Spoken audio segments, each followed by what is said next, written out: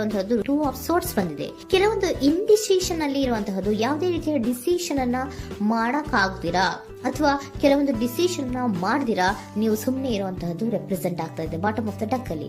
ನಿಮ್ಮ love life ನ ವಿಚಾರದಲ್ಲಿ ರೀಸೆಂಟ್ ಪಾಸ್ಟ್ ನಲ್ಲಿ ಕೆಲವೊಂದು ರೀತಿಯ ಎಂಡಿಂಗ್ ಗಳಾಗಿರುವಂತಹದ್ದು, ಲವ್ ಲೈಫ್ ನ ವಿಚಾರದಲ್ಲಿ ಕೆಲವೊಂದು ರೀತಿಯ ಡಿಸ್ಟರ್ಬೆನ್ಸ್ ಗಳಾಗಿರುವಂತಹದ್ದು, ಅವ್ಯವಸ್ಥೆಗಳಾಗಿರುವಂತಹದ್ದು, ಸಮಾಧಾನ ಇಲ್ಲದೆ ಇರುವಂತಹದ್ದು ರೆಪ್ರೆಸೆಂಟ್ ಆಗ್ತಾ ಇದೆ.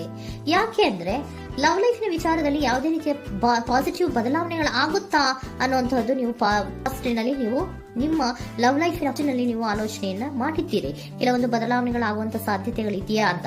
ಆದ್ರೆ ಎಂಡಿಂಗ್ ಗಳಾಗಿರುವಂತಹದ್ದು ಯಾವುದೇ ರೀತಿಯ ಸರಿ ಹೋಗ್ತಿಲ್ದೇ ಇರುವಂತಹದ್ದು ರೆಪ್ರೆಸೆಂಟ್ ಆಗ್ತಾ ಇದೆ. ತುಂಬಾ ಆಲೋಚನೆಯನ್ನ ಮಾಡಿರುವಂತಹದ್ದು ನಿಮ್ಮ ಲವ್ ಲೈಫಿನ ವಿಚಾರವಾಗಿ ನಿದ್ರಾಹೀನತೆಗಳಾಗಿದೆ.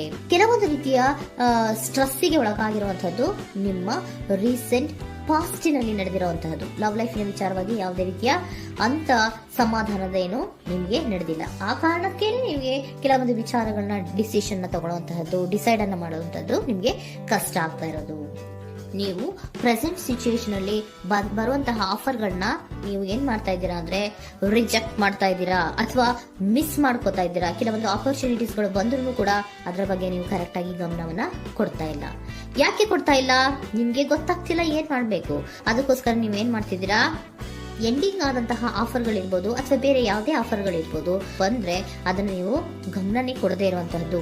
ಯಾವುದೋ ಕೆಲವು ವಿಚಾರ ನಿಮ್ಮ ಲವ್ ಲೈಫ್ ನ ವಿಚಾರವಾಗಿ ಕೆಲವೊಂದು ರೀತಿಯ ಮತ್ತಷ್ಟು ಮುಟ್ಟೋದು ಅಂದ್ರೆ ರಿವ್ಯಾಲ್ಯೂಯೇಷನ್ ಅನ್ನ ಮಾಡ್ತಾ ಇರುವಂತಹದ್ದು ಪ್ರೆಸೆಂಟ್ ಆಗ್ತಾ ಇದೆ. ಪ್ರೆಸೆಂಟ್ ಅಲ್ಲಿ ನಾನು ಯಾವುದೇ ಆಫರ್ ಅನ್ನ ತಗೊಳ್ಳುವಂತ ಸ್ಥಿತಿಯಲ್ಲಿ ಇಲ್ಲ ಅನ್ನುವಂತ ರೀತಿಯಲ್ಲಿ ನೀವು ಆಫರ್ಗಳನ್ನ ಮಿಸ್ ಮಾಡ್ಕೊಳ್ಳುವಂತಹದ್ದು ಅಥವಾ ರಿಜೆಕ್ಟ್ ಮಾಡುವಂತಹದ್ದು ರೆಪ್ರೆಸೆಂಟ್ ಆಗ್ತಾ ಇದೆ. ನೆಕ್ಸ್ಟ್ ಕಾರ್ಡ್ ಬಂದಿರುವಂತಹದ್ದೇನು, ಪ್ರೆಸೆಂಟ್ ನಲ್ಲಿ ಪೇಜ್ ಆಫ್ ಸೋರ್ಸ್ ಬಂದಿದೆ. ಯಾವುದೋ ಒಂದು ನಿಮ್ಮ ಲವ್ ಲೈಫ್ ನ ವಿಚಾರವಾಗಿ ಬಹಳಷ್ಟು ಕ್ಯೂರಿಯಾಸಿಟಿಯಿಂದ ಏನೋ ವಿಚಾರವನ್ನ ತಿಳ್ಕೊತಾ ಇದ್ದೀರಾ, ಬಹಳಷ್ಟು ಕ್ಯೂರಿಯಾಸಿಟಿಯಿಂದ ತಿಳ್ಕೊತಾ ಇದ್ದೀರಾ ಏನಾಗ್ತಾ ಇದೆ, ಹೇಗಾಗ್ತಾ ಇದೆ ಅಂತ. ತುಂಬಾನೇ ನೀವು ಕೆಲವೊಬ್ರು ಲವ್ ಲೈಫ್ ನ ವಿಚಾರದಲ್ಲಿ ತುಂಬಾನೇ ಮಾತು ಕೂಡ ಆಡ್ತಾ ಇರುವಂತಹದ್ದು ರೆಪ್ರೆಸೆಂಟ್ ಆಗ್ತಾ ಇದೆ. ಏನಾಗ್ತಾ ಇದೆ, ಹೇಗಾಗ್ತಾ ಇದೆ, ಈ ಗಲಿಬಿಲಿಗಳು, ಡಿಸ್ಟ್ರಾಕ್ಷನ್ಸ್ ಗಳು ಅಥವಾ ಡಿಸಿಷನ್ಸ್ ನ ಮಾಡಕ್ಕಾಗದೆ ಏನಕ್ಕೆ ಒದ್ದಾಡ್ತಿದೀವಿ ಅನ್ನೋದ್ರ ಬಗ್ಗೆ ಕೂಡ ನೀವು ಕೆಲವೊಂದು ರೀತಿಯ ಮಾತಾಡ್ತಾ ಇರುವಂತಹದ್ದು ರೆಪ್ರೆಸೆಂಟ್ ಆಗ್ತಾ ಇದೆ. ಯಾವಾಗ ಕೆಲವೊಂದು ವಿಚಾರಗಳಲ್ಲಿ ನೀವು ಮಾತಾಡಿ ಕ್ಲಿಯರ್ ಅನ್ನ ಮಾಡ್ಕೊಂತೀರೋ ಆಗ ನೀವು ಕೆಲವೊಂದು ರೀತಿಯ ಆಕ್ಷನ್ಸ್ ಗಳನ್ನ ತಗೋಬೇಕು ಅನ್ನುವಂಥ ನಿರ್ಧಾರವನ್ನ ಮಾಡಿರುವಂತದ್ದು. ಆಫರ್ಗಳು ಬಂದ್ರೂ ಕೂಡ ರೆಫ್ಯೂಸ್ ಮಾಡ್ತೀರಾ. ಆದ್ರೆ ಏನೀಗ ಹಿಂದೆ ಪಾಸ್ಟ್ ನಲ್ಲಿ ನಡೆದಿತ್ತೋ ಅದು ಯಾಕಾಯ್ತು, ಏನಕ್ಕೆ ಹಂಗಾಯ್ತು ಅನ್ನೋದ್ರ ಬಗ್ಗೆ ಕೂಡ ನೀವು ಮಾತಾಡುವಂತ ಸಾಧ್ಯತೆಗಳು ರೆಪ್ರೆಸೆಂಟ್ ಆಗ್ತಾ ಇದೆ ಅಟ್ ಪ್ರೆಸೆಂಟಿನಲ್ಲಿ. ಆಮೇಲೆ ನೀವು ಮಾತಾಡಿದ ಮೇಲೆ ಕೆಲವೊಂದು ರೀತಿಯ ನಿರ್ಧಾರಗಳನ್ನ ಮಾಡುವಂತಹದ್ದು. ನೈಟ್ ಆಫ್ ವೈಂಡ್ಸ್ ಬಂದಿದೆ. ಸೊ ಆವಾಗ ನೀವು ನಿಮ್ಮ ಕೆಲವೊಂದು ವಿಚಾರಗಳಲ್ಲಿ ಕ್ಲಾರಿಟಿಗೆ ಬಂದ ಮೇಲೆ ನಿಮ್ಮ ಲವ್ ಲೈಫಿನ ವಿಚಾರದಲ್ಲಿ ಕೆಲವೊಂದು ಆಕ್ಷನ್ ಗಳನ್ನ ತಗೊಳ್ಳುವಂತಹದ್ದು ರೆಪ್ರೆಸೆಂಟ್ ಆಗ್ತಾ ಇದೆ. ಹಾಗೆ ಏನ್ ಆಕ್ಷನ್ಸ್ ಗಳನ್ನ ತಗೋತೀರಾ? ಈಗ ಕೆಲವೊಂದು ರೀತಿಯ ಆಫರ್ಗಳನ್ನ ನೀವು ಬಂದಂತಹ ಆಫರ್ಗಳನ್ನ ನೀವು ಏನ್ ಮಾಡಿದ್ದೀರಾ, ರೆಫ್ಯೂಸ್ ಅನ್ನ ಅಟ್ ಪ್ರೆಸೆಂಟ್ ಅಲ್ಲಿ ಮಾಡಿದ್ದೀರಾ. ಈಗಲೂ ಕೂಡ ನೀವು ಬಂದಂತಹ ಆಫರ್ ಅನ್ನ ನೀವೇನ್ ಮಾಡ್ತೀರಾ, ರೆಫ್ಯೂಸ್ ಅನ್ನ ಮಾಡ್ತೀರಾ ಅಥವಾ ರಿಜೆಕ್ಟ್ ಅನ್ನ ಮಾಡ್ತೀರಾ. ಯಾಕೆ? ಸೆಕೆಂಡ್ ಕಾರ್ಡ್ ನಿಮ್ಗೆ ಇಮಿಡಿಯೇಟ್ ಫ್ಯೂಚರ್ ನಲ್ಲಿ ಸೆಕೆಂಡ್ ಕಾರ್ಡ್ ಬಂದಿರೋದು ಯಾವುದು, ಹಾರ್ಮೆಟ್ ಕಾರ್ಡ್ ಬಂದಿದೆ. ಸೊ ಲೋನ್ಲಿನೆಸ್ ಅನ್ನ ರೆಪ್ರೆಸೆಂಟ್ ಮಾಡುತ್ತೆ. ಯಾಕೆ ಲೋನ್ಲಿನೆಸ್ ಅನ್ನ ರೆಪ್ರೆಸೆಂಟ್ ಮಾಡುತ್ತೆ?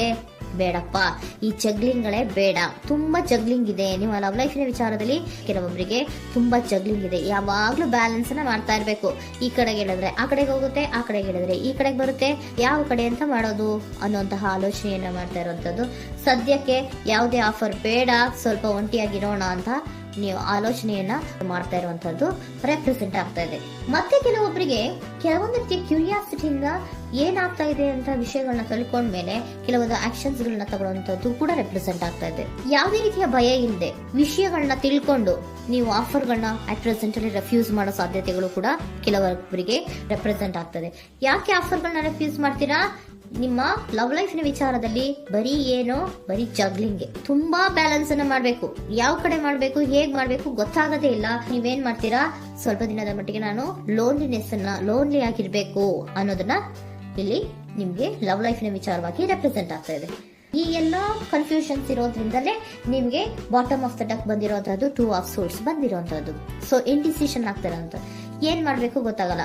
ಅದಕ್ಕೇನೆ ನೀವು ಇಲ್ಲಿ ಕುತ್ಕೊಂಡ್ಬಿಟ್ಟಿದ್ದೀರಾ, ನನ್ನ ಲವ್ ಲೈಫ್ ನ ವಿಚಾರವಾಗಿ ಯಾವ ನಿರ್ಧಾರವನ್ನ ಮಾಡಬೇಕು ಅನ್ನುವಂತಹ ಆಲೋಚನೆಯನ್ನ ಮಾಡ್ತಾ ಇರುವಂತದ್ದು, ಹಾಗೇನೆ ಮಾಡುವಂತದ್ದು ನಿಮ್ಗೆ ರೆಪ್ರೆಸೆಂಟ್ ಆಗ್ತಾ ಇರೋದು. ಕೆಲವೊಬ್ರು ರೆಫ್ಯೂಸ್ ಅನ್ನ ಮಾಡಿ ಮುಂದೆ ಹೋಗುವಂತ ಸಾಧ್ಯತೆಗಳು ಇರುವಂತಹದ್ದು, ಮತ್ತೆ ಕೆಲವೊಬ್ರು ಆಫರ್ ಗಳನ್ನ ಬರುವಂತದನ್ನ ಬ್ಯಾಲೆನ್ಸ್ ಅನ್ನ ಮಾಡಬೇಕು, ಜಗ್ಲಿಂಗ್ ಅನ್ನ ಮಾಡಬೇಕು, ಸದ್ಯದ ಮಟ್ಟಿಗೆ ಒಂಟಿಯಾಗಿ ಇರೋಣ ಅಂತ ಆಲೋಚನೆಯನ್ನ ಮಾಡ್ತಾ ಇರುವಂತದ್ದು ರೆಪ್ರೆಸೆಂಟ್ ಆಗ್ತಾ ಇದೆ.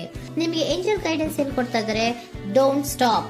ಇಲ್ಲಿ ಡೋಂಟ್ ಸ್ಟಾಪ್ ನ ಅರ್ಥ ಏನಪ್ಪಾ ಅಂದ್ರೆ, ಯಾವ ಕೆಲವು ವಿಚಾರಗಳ ಬಗ್ಗೆ ಕ್ಲಾರಿಟಿ ಬೇಕು ನಿಮ್ಗೆ, ಯಾವ ವಿಚಾರಗಳಲ್ಲಿ ನಿಮ್ಗೆ ಕನ್ಫ್ಯೂಷನ್ಸ್ ಅಲ್ಲಿ ಒದ್ದಾಡ್ತಾ ಇದ್ದೀರಾ, ಏನ್ ಕ್ಲಾರಿಟಿ ಬೇಕೋ ಅದನ್ನ ಧೈರ್ಯವಾಗಿ ಮುಂದೆ ಬಂದು ಅದನ್ನ ಕ್ಲಾರಿಟಿಯನ್ನ ತಗೊಂಡು ಮುಂದೆ ಹೋಗು, ಅಲ್ಲೇ ನಿಂತ್ಕೋಬೇಡ ಅನ್ನುವಂಥದ್ದನ್ನ ನಿಮ್ಗೆ ಹೇಳ್ತಾ ಇದ್ದಾರೆ. ಯಾವ ವಿಚಾರವನ್ನ ನೀವು ಲವ್ ಲೈಫ್ ನ ವಿಚಾರದಲ್ಲಿ ಏನ್ ಈ ಜಗ್ಲಿಂಗ್ಗಳು ಅಥವಾ ಈ ಬ್ಯಾಲೆನ್ಸ್ ಗಳನ್ನ ಮಾಡ್ಕೊಂಡು ಅಥವಾ ಎಳ್ದಾಟಗಳನ್ನ ಮಾಡ್ಕೊಂಡಿದ್ದೀರೋ ಅಲ್ಲಿಗೆ ಕ್ಲಾರಿಟಿಯನ್ನ ತಗೊಳ್ಳಿ, ಧೈರ್ಯವಾಗಿ ಕ್ಲಾರಿಟಿಯನ್ನ ತಗೊಂಡು ನೀವು ಮುಂದೆ ಆಕ್ಷನ್ಸ್ ಅನ್ನು ತಗೊಳ್ಳುವಂತದ್ದು ರೆಪ್ರೆಸೆಂಟ್ ಆಗ್ತಾ ಇದೆ.